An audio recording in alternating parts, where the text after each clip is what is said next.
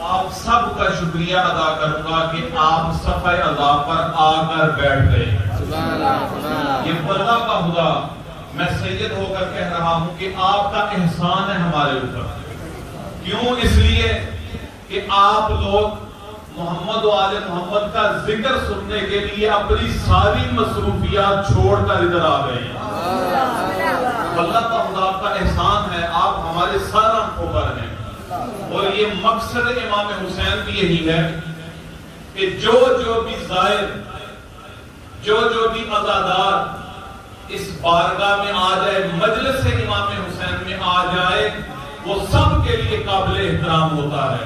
کوئی کسی بھی مذہب و ملت سے ہو، چاہے شیعہ ہو، چاہے سنی ہو، چاہے سید ہو، سردار ہو، غیر سردار ہو، کوئی بھی ہو، جو بھی مجلس امام حسین میں آ گیا وہ ہمارے لیے قابل احترام ہے.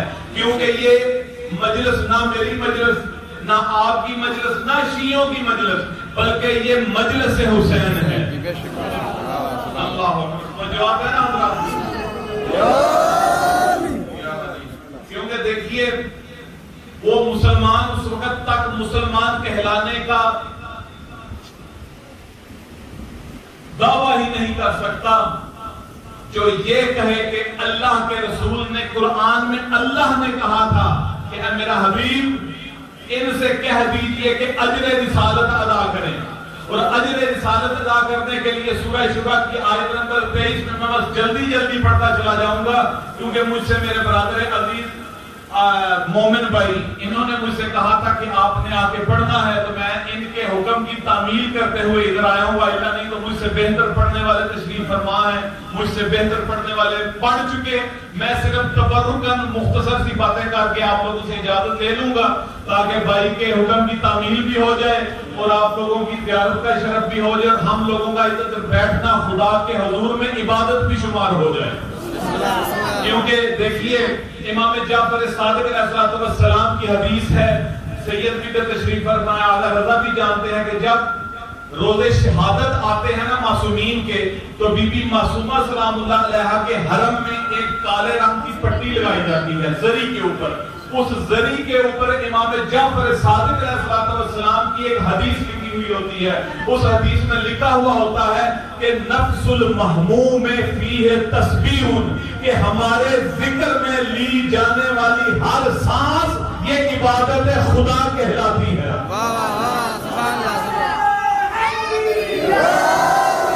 اللہ سلامت رکھے. اللہ تعالیٰ آپ لوگوں کے اس بلبلے کو، اس جذبے کو دیکھ کے لگتا ہے کہ بلوچستان کی مٹی میں علی کی ولایت رچی بسی ہوئی ہے.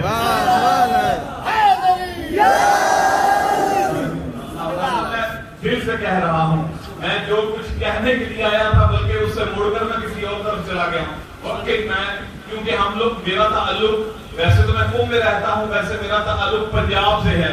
ادھر بعض اوقات لوگ کہتے ہیں کہ جو سائڈوں سے گزرتے ہیں کہتے ہیں پتہ نہیں تک حسینی ہوں گے یا نہیں ہوں گے.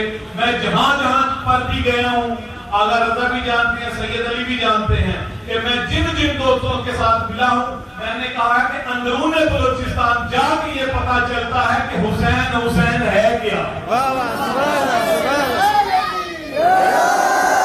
اس لیے کہ مشکل وقت میں اپنے مولا کو پکارنے والا ہی حر کہلاتا ہے. محترم یہ مجالس وہ مجلس ہیں کہ جن کے بعد اکثر جگہوں پہ لکھا ہوا ہوتا ہے کہ ہر حر بننے کے لیے ہمارا راستہ کھلا ہوا ہے. اس لیے دل سے کہہ رہا ہوں، سید ہو کر کہہ رہا ہوں کہ آپ لوگوں کا اس طرح سے شکریہ ادا کر رہا ہوں کہ آپ بابا زہرا کے لال کو بھرسا دینے کے لیے ادھر آ گئے. اب اللہ بابا آپ ہمارے سارے آنکھوں میں ہیں.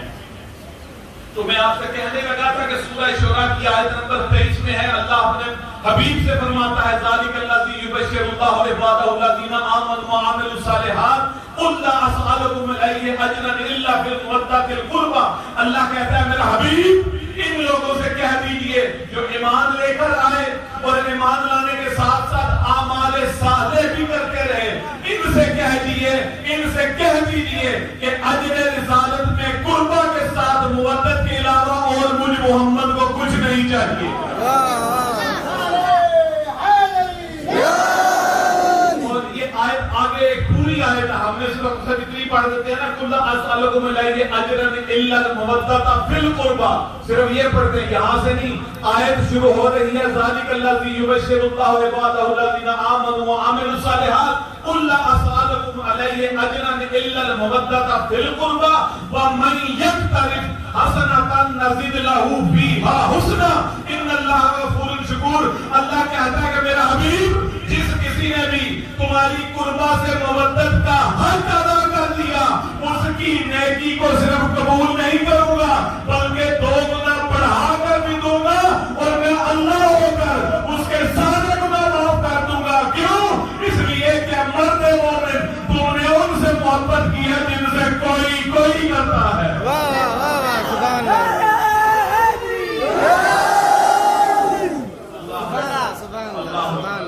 محترم، یہ اس لیے میں نے کہا، یہ آیت میں نے اس لیے پڑھی، حالانکہ عنوان کے کلام میرا کچھ اور تھا، یہ آیت میں نے اس لیے پڑھی کہ اگر کوئی مسلمان بھی یہ دعویٰ کرے کہ ہم رسول خدا کو مانتے ہیں اور اجر رسالت ادا کرتے ہیں، اجر رسالت ادا کرنے کا یہی ذریعہ ہے کہ عملی طور پر اولاد رسول سے محبت کرو۔ ابھی آج چھٹی ہے نا، جمعہ بھی چھٹی، ہفتہ بھی چھٹی، اتوار بھی چھٹی، جنہوں نے اجر رسالت کا ڈونگر جانا ہے وہ سارے کے سارے کوئی مری چلا گیا، تو بات یہ کاغان نران سیر سپاٹے کے لیے چلے گئے۔ لیکن آپ لوگوں کو سلام ہے کہ جو اپنے سارے آرام چھوڑ کر بجلی کی بھی پرواہ کیے بغیر، گرمی کی بھی پرواہ کیے بغیر اپنے بچوں کو، اپنے بوڑھوں کو، اپنی عورتوں کو مجلس عزا میں لے کر آ کر یہ اعلان کرتے ہیں کہ رسول خدا کی اولاد کے ساتھ اگر کوئی محبت کرتا ہے تو وہ ہم حسینی ہیں۔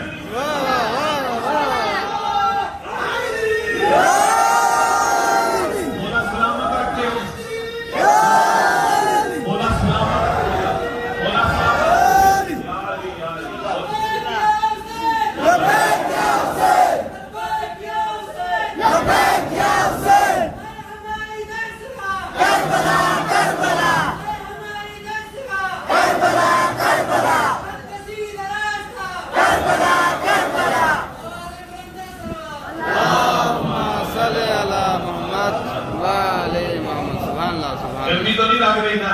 بسم اللہ بسم اللہ سننے کے بعد گرمی محسوس ہی نہیں ہوگی انشاءاللہ۔ بسم اللہ کرنٹ لگی کہ جب 10 محرم کا دن گزرے گا، رات کو جب ٹی وی لگائیں گے تو اس وقت خبر نامے پہ کیا لکھا جاتا ہے، کیا پڑھا جاتا ہے کہ آج نواسہ رسول کا دن بڑے ہی عزت و احترام کے ساتھ منایا گیا۔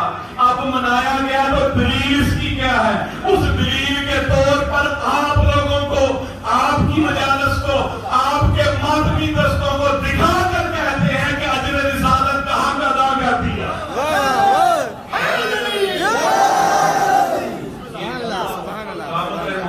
محمد کی ذات پر یہ ہے اجر رسالت ادا کرنے کا صلہ۔ اور آپ کو اللہ نے یہ توفیق دی ہے کہ آپ آ کر اس صفحہ اعضاء پر بیٹھ جائیں۔ آیت اللہ جعفر شوشتری کی ایک کتاب ہے خصائص الحسینیہ، اس میں انہوں نے کم از کم 14 فضیلتیں ایسی لکھی ہیں جو مجلس امام حسین کے ساتھ خاص ہیں۔ وہ کہتے ہیں کہ مجلس امام حسین میں آنا ایسا ہی ہے کہ جیسے آپ مصلی عبادت پر کھڑے ہیں۔ آیت اللہ بہجت کہتے ہوتے تھے کہ جب کوئی پوچھے نا کدھر جا رہا ہوں، یعنی مجلس میں کیا آ رہا ہو، تو کوئی پوچھے نا کدھر جا رہا ہوں تو یہ نہ کہا کرو کہ میں امام بارگاہ میں جا رہا ہوں، میں مسجد میں مجلس سننے کے لیے جا رہا ہوں، بلکہ یہ کہا کرو کہ میں امام حسین کے حرم میں جا رہا ہوں۔ کتنی بڑی سعادت۔ مجھے مومن بھائی نے حکم بھی دیا تھا کہ آپ نے مولا عباس کے بارے میں کچھ پڑھنا ہے، تو میں نے جو آیت شروع کی تھی وہ اسی بارے میں تھی۔ پھر آپ کو بس صرف یہ دلیل دینے کے طور پر اس آیت کو بیان کیا کہ اجر رسالت اگر ادا کرنا ہے تو وہ خالی کھلی زبانی نہیں ہوگا بلکہ عملی شکل میں نظر آنا چاہیے کہ آپ نے اجر رسالت ادا کیا ہے. اور میرے شیعہ سنی دوستوں کوئی ایسا مسلمان نہیں ہو سکتا یا مسلمان کہلانے کے قابل ہی نہیں کہ جو امام حسین کو نہ مانے, جو اولاد رسول کو نہ مانے. اور اولاد رسول جب خوش ہو تو ان کی خوشی کے ساتھ خوش نہ ہو, اور جب ان کے ہاں غم ہو تو ان کے غموں کے ساتھ مغموم نہ ہو, غمگین نہ ہو. تو میں آپ سے کہنے لگا تھا ایک آیت ہے, کتاب کا نام ہے چہرہ درخشاں.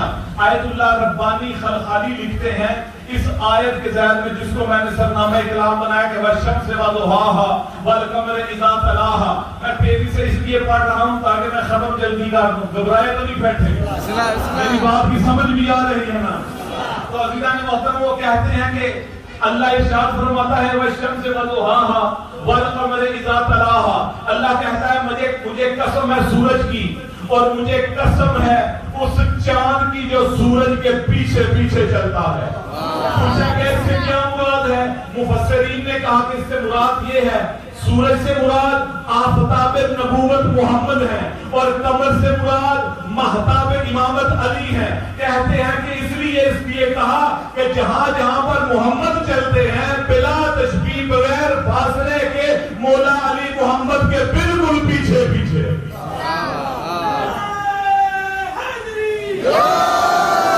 وہ جو بات آپ سے کرنے لگا تھا وہ اس طرح سے ہے کہ کہتے ہیں یہ فقط رسول خدا اور مولا علی کے ساتھ خاص نہیں, بلکہ وہ کہتے ہیں کہ مدینے کی گلیوں میں نے ایک اور جوڑی بھی بالکل ایسی دیکھی ہے.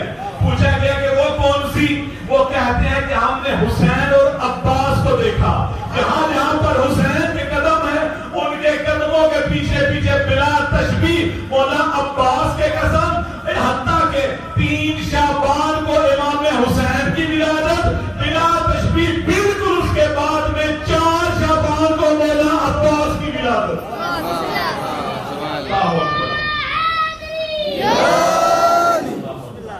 یہ ہے مولا عباس, تو بالکل انہوں نے تشبیہ دی مولا علی کے ساتھ. صرف 2-3 باتیں اور کر کے تو میں اپنی گفتگو کو تمام کر دوں گا.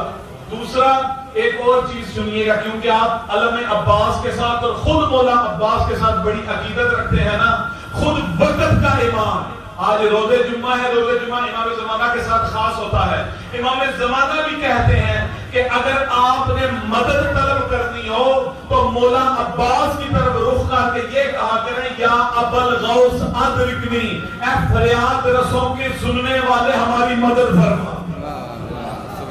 اللہ اکبر.